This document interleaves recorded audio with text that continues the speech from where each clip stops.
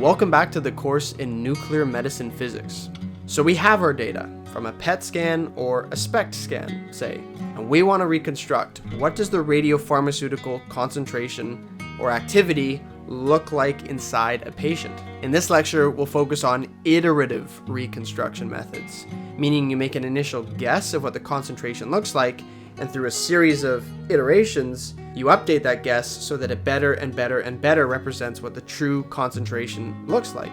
We'll talk specifically about something known as the system matrix for these types of reconstruction methods, and we'll look at a few very basic examples in maximum likelihood expectation maximum algorithm and the ordered subset expectation maximum algorithm. These algorithms are a little bit difficult to wrap your head around when you first start learning about them. So going through basic examples like we do in this lecture is crucial to understanding what's going on properly. Some of the advantages of these iterative methods that we're looking at is that you can incorporate a statistical model of the radiation. And of course, the emission of radiation is statistical.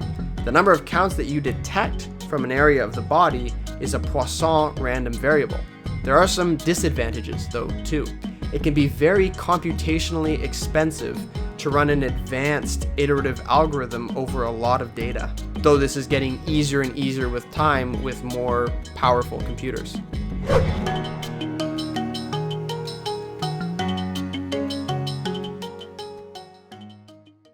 That's why then iterative image reconstruction is again very important. And I'm going to summarize it again, but we're going to do one extra step. Remember, we have an object, and I'm taking the object that you guys are dealing with on lab number 2. This is the Shep-Logan phantom. Let's call this is an object. This is what I'm calling object F that depends on some coordinates. Remember, our radiant transform, our projections basically is you take an object, and now we're looking at, well, this is basically what's giving us our projections. It's F times H dx, and H is what we call the response of the system to that object, or the response of projection being I to a source at position X. So let's see. If we collect projections, we're going to look at this object from different angles, but it turns out that I can write these projections as a vector. So let's say I have one projection that has n bins.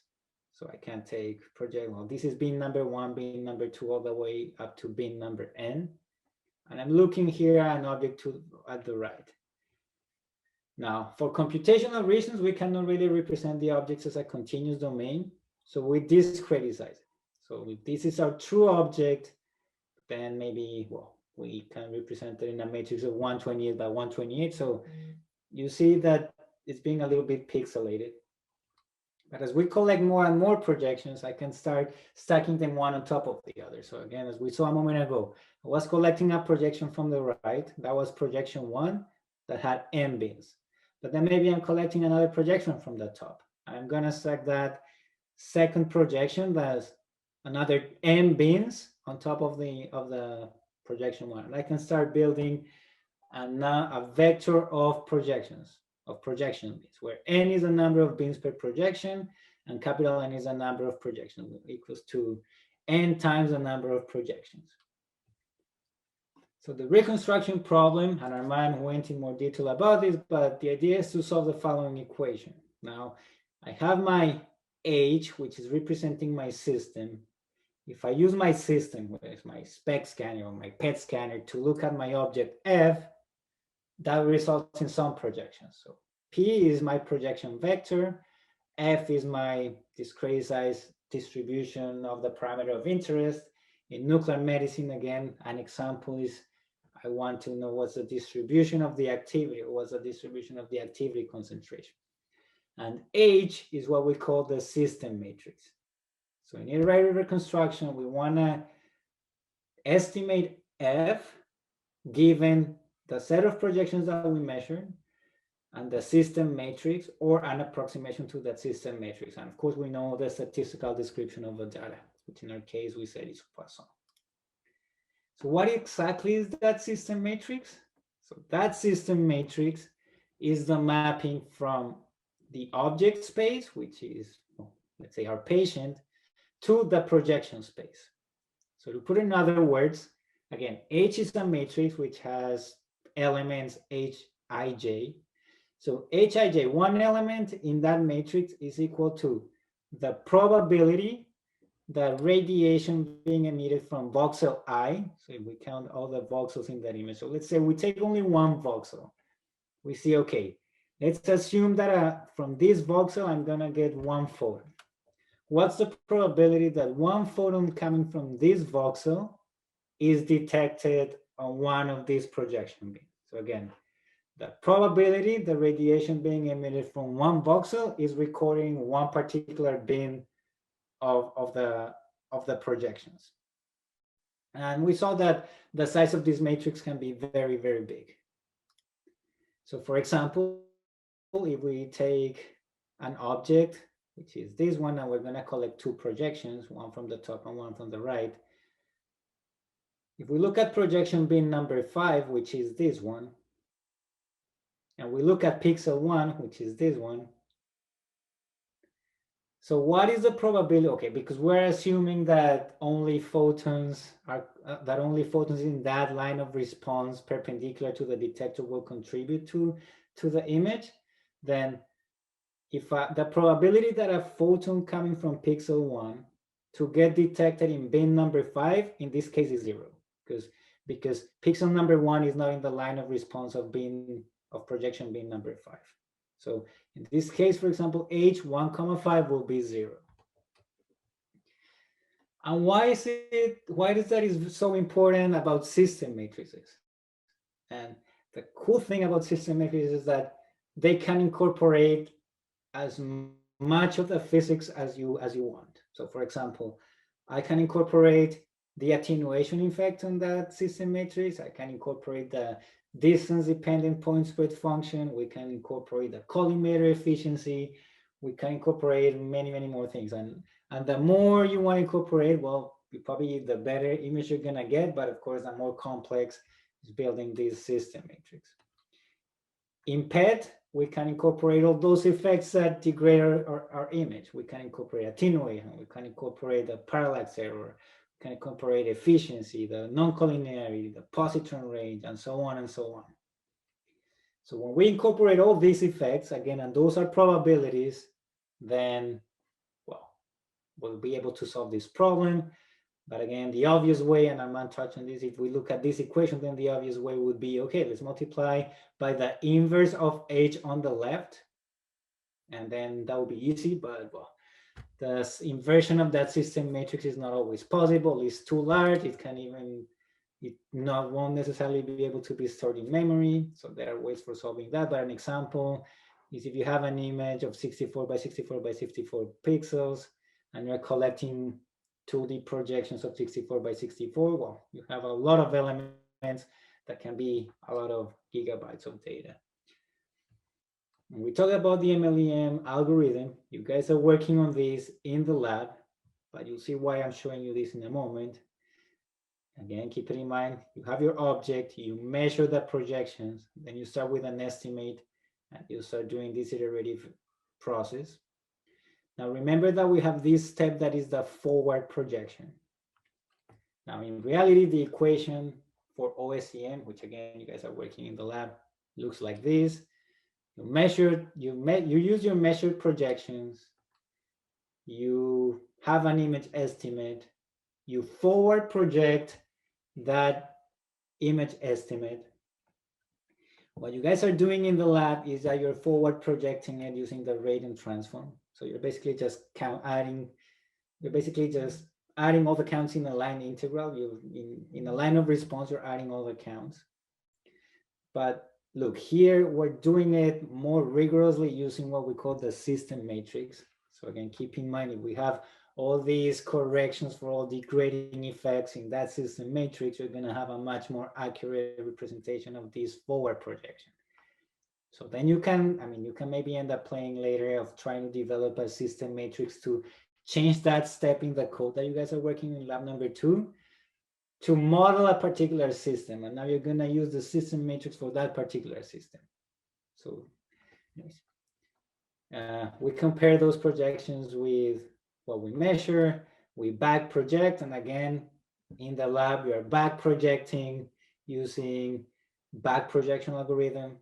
Now you could back project using the system matrix, using the transpose of the system matrix that will bring you back to the image space. If you have those degrading effects in the system matrix, you're going to do much better. And then the effect of normalizing and updating your estimate. This is OSCM. It's just a summary there. You guys already know about that. But let's take a look then. And okay, I guess the question right now is, well, we've been talking about system matrices, but how do we really calculate a system matrix? And that's the tricky part. So let's look at a quick example of that. So let's suppose that we want to reconstruct an object, and that object can look like this. So each color in this grayscale of squares represents a different amount of radioactivity. So like the darker could be the more radioactivity you have in that pixel. So let's assume that each pixel there contains an unknown amount of lutetium-177. And let's say lutetium-177 is an isotope that we image using SPECT. So again, our goal is to estimate that activity distribution. Now, how do we estimate that? We're going to use our projection data and the knowledge of our system matrix.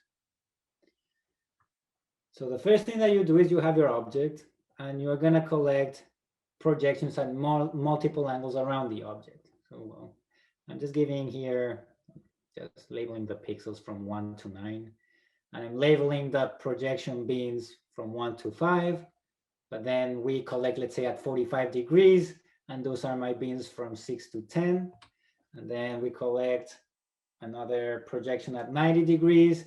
And now I have my projection beams from 11 to 15. So our object, we can represent our object as a column vector with 9 elements. So again, my object, 9 elements, 9 pixels, which is our object F. And each pixel has a value Fi that I can represent as a vector F1 to F9. Our projections, in that example, we had 3 projections. We had 5 beams per projection. So we have a vector of 15 elements, P1 to P15.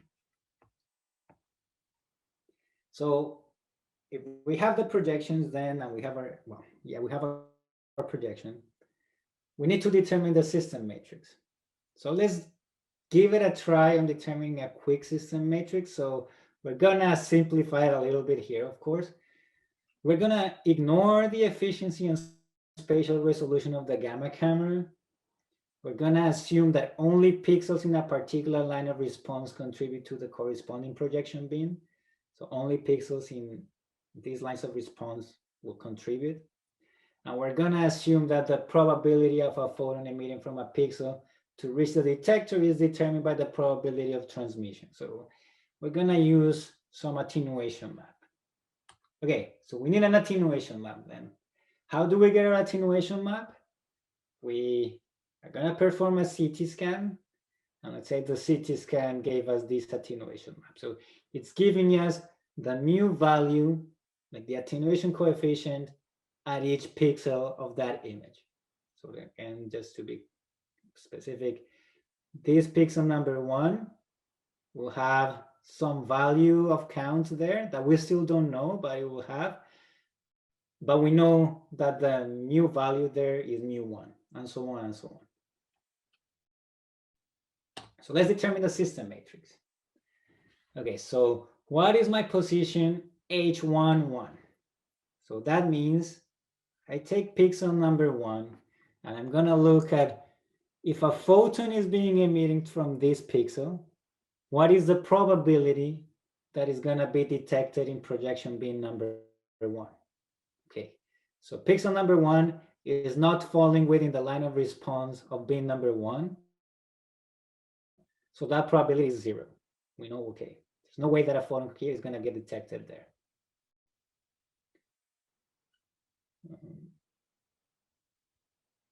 Okay, how do you do the imaging in CT and get the attenuation map? You will need the system matrix there as well, won't you?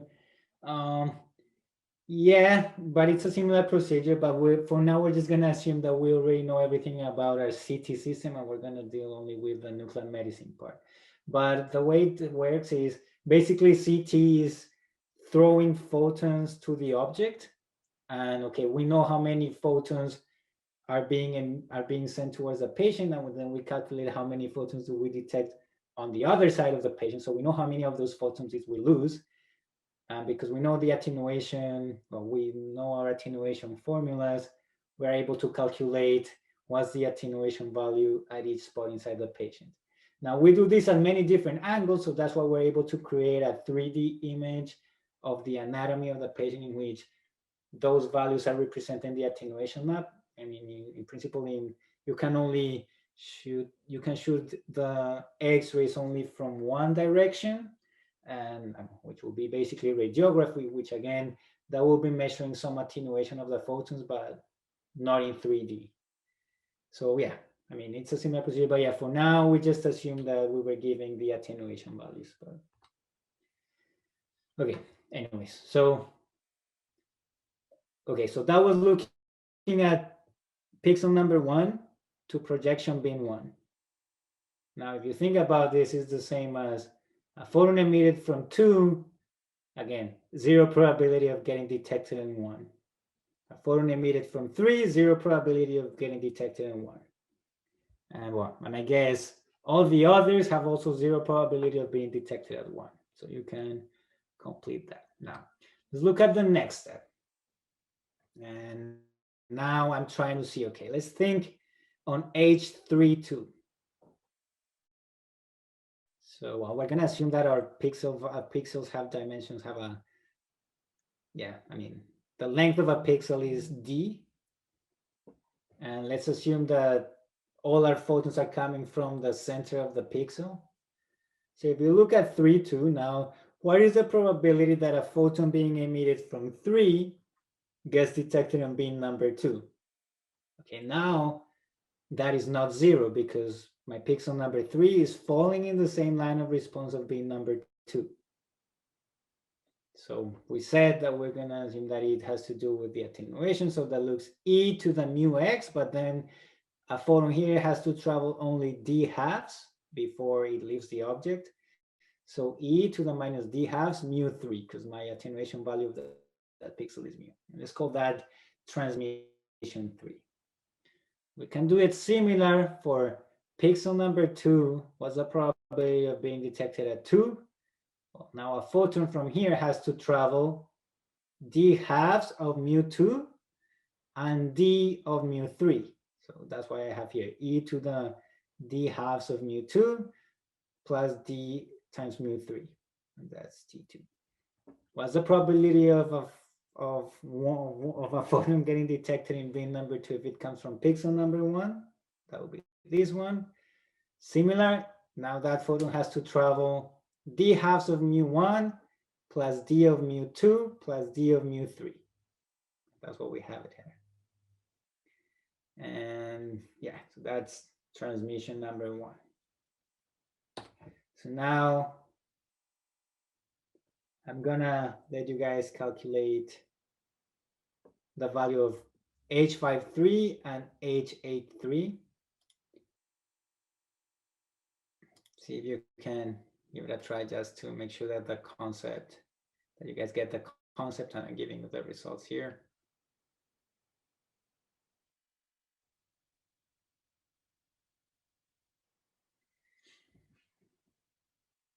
So we're looking at H53, that is a photon being emitted from pixel 3 to get detected in projection beam number 3, and one from 8 to be detected in projection beam number 3. So first one is from pixel number 5 going to bin 3. Second one's from bin number 8 or pixel number 8 to bin number 3. So please enter your answers.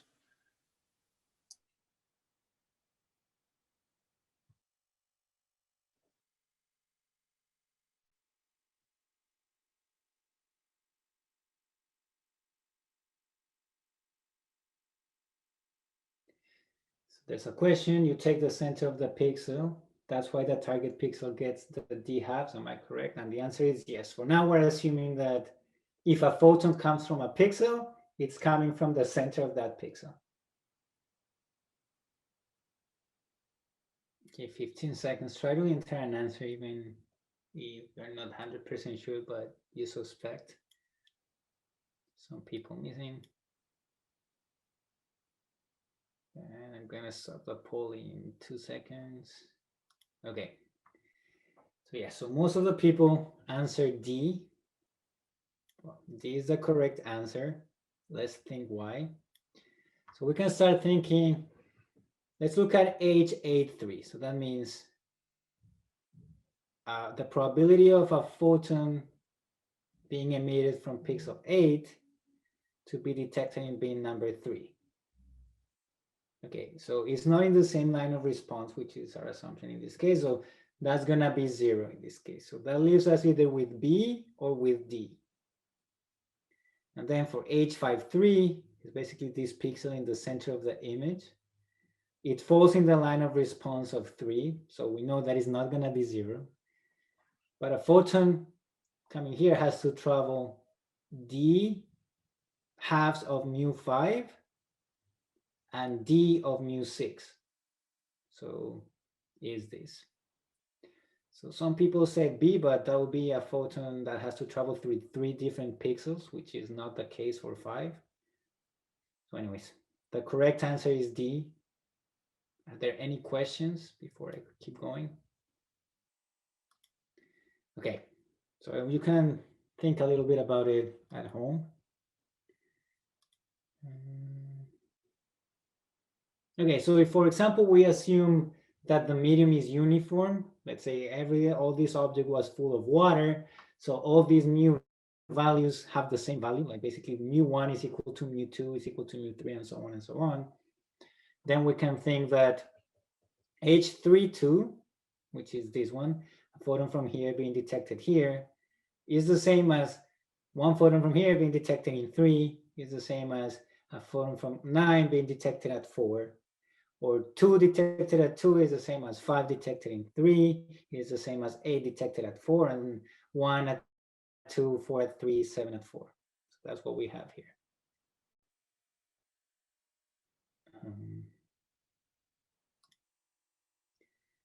If I look now at the object from the top, then what we had before, 3 detected in 2 is going to be the same as 3 detected in 14.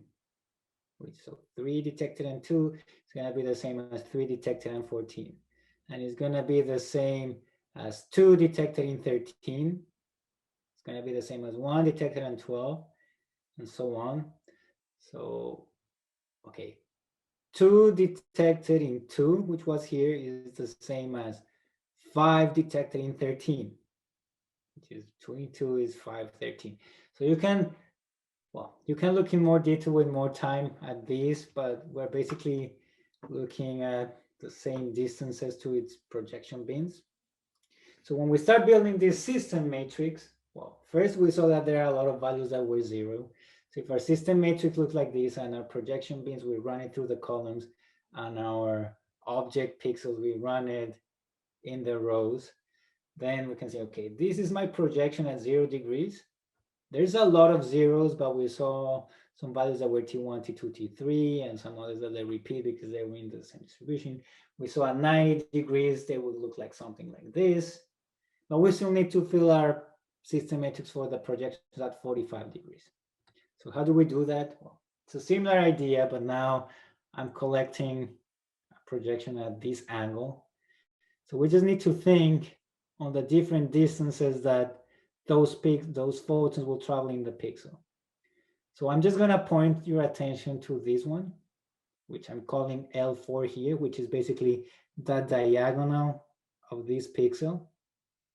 So if our pixel is D and is at 45 degrees, then this distance is square root of D. That's just because it's a 45-degree angle. Then you have to do some math to identify, okay, what is this distance? And what is this little distance here? And what is this little distance here? If you want to be more and more accurate. But again, similar idea. Let's say 3 contributing to 8 is going to be that photon has to travel L4/2 of mu3. So we have it here. A photon coming from 5 being detected at 8, it has to be L4/2 of mu5 and L4 of mu3. That's what we have here. And then again, similar idea for 8, 7, 8. And you can write the other values in terms of L's as well. You will have to go and do more and more analysis. And then you can end up filling your system matrix like this. So in general, because of what you are seeing here, system matrices are sparse because activity in an object voxel only contributes to counts in a small number of projection beams. And well, the fact that those matrices can have a lot of zeros, then there's ways in computer science of dealing with these sparse matrices. So, they can be very big because we have so many zeros, we don't have to store so many values.